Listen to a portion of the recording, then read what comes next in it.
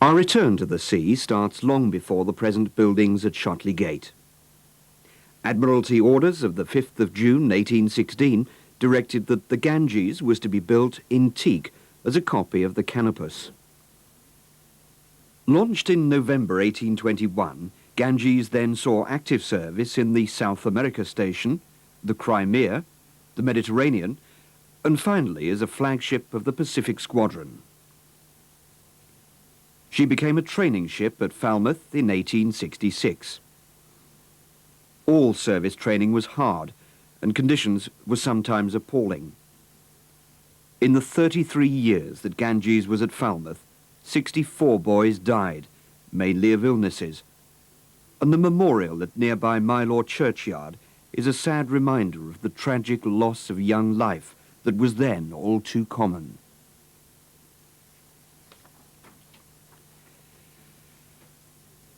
In 1899, training transferred to Harwich, and the Ganges was towed from Falmouth to take up station in the harbour.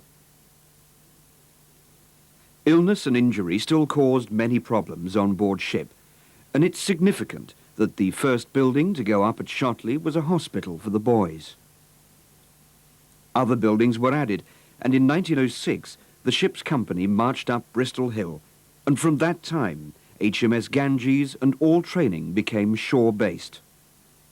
The ship was broken up in 1929. The Ganges figurehead was positioned in a place of honour at the foot of the training mast, and even today her transom forms an integral part of the Burr Island Hotel near Plymouth. Other buildings grew around the site. The swimming pool was a very welcome addition in 1936. Jeff Lilly saw Ganges both as a boy seaman and later as an instructor. He recalls how the new boys arrived. Nearest railway station, and then they came to Ipswich where they were met in the later days by one of Ford's coaches that collected them from the station and brought them to the annex. Although when I joined, way back in 45, we actually went from Liverpool Street to Parkston Quay and then came across on the Ganges boat, steamboat they were in those days as well, and then up Faith, Hope and Charity and across to the annex. What pay they had was largely set aside for clothing and kit, and there was little left over to spend. When I was a boy it was 2 shillings a week. There was a boy second class and it went up to 2 and 6 when you became a boy first class, and your total pay then was 5 and 9pence a week, going up to around about 6 or 7 shillings.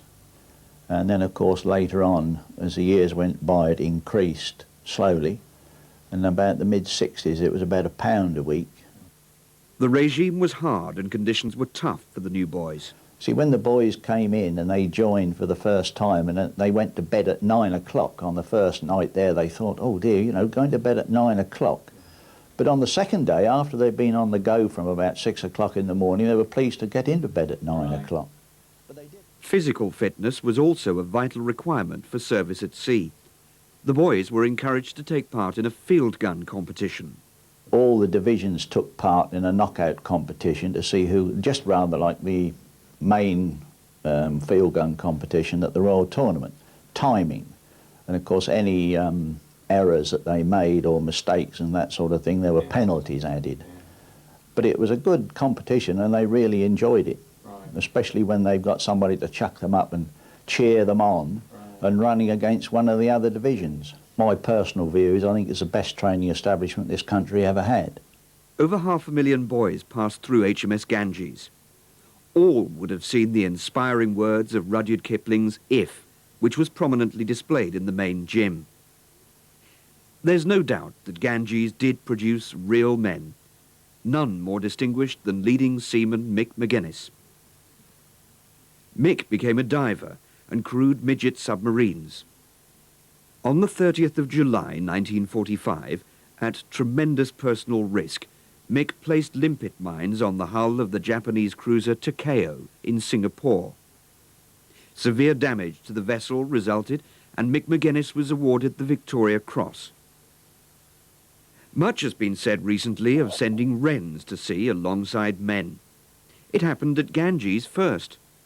During the Second World War, normal training ceased and hostilities-only training took place. The Wrens provided admin backup, cooks and a drum and bugle band of some note. The Wrens' presence allowed many additional men to be released for war duties. The mast, a landmark for miles, was originally used for sail training. In later years, mast manning was purely ceremonial. It was a great honour to be part of the mast team, and an even greater honour to be the button boy. The button itself was only 12 inches across, with a short lightning conductor. Roger Davis was button boy on Parents' Day in July 1963. There is a lightning conductor at the top, and a lot of people seem to be under the misapprehension that you can actually hold on to it when you're stood there. But if you're going to do the job properly and stand at attention, even on a 15-year-old, the lightning conductor came halfway between my groin and my knees. So without stooping forward, it wasn't actually possible to hold it and stand up straight. So you had to firmly grasp it between your knees and just hold it tight and stand there and hoping that nothing would fall apart. It has to be said that mast manning at Ganges did produce injuries, and at least 2 deaths are recorded as a result of boys falling from it.